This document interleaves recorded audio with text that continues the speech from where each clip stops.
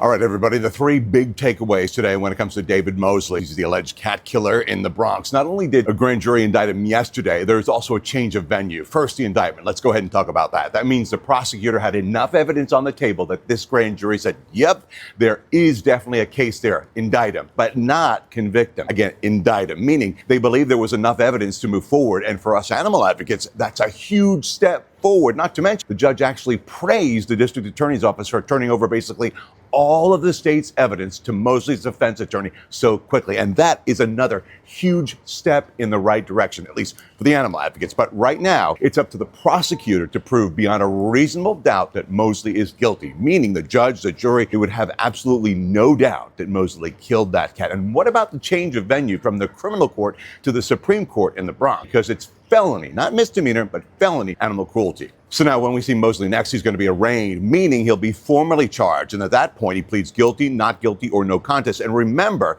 we could see more than just that one felony animal cruelty charge that we know about, at least right now. Now, last but not least, this is very important. We have to talk about this. We've seen the protests. We've seen the protesters outside the court, inside the court, confronting him. We love that, right? Of course we do. But guess what? So does his attorney. That's why his lawyer is using that against us and in his client's favor, saying Mosley feels threatened with all that social media and the posters that are up in his neighborhood.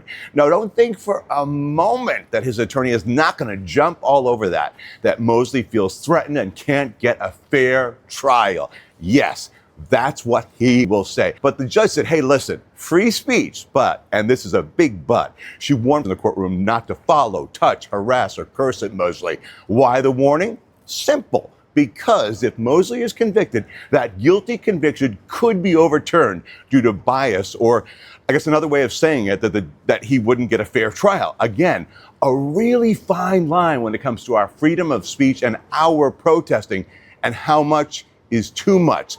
Something to very much take into consideration between now and January 13th at 9 a.m. at the Supreme Court in the Bronx. That's the next court date.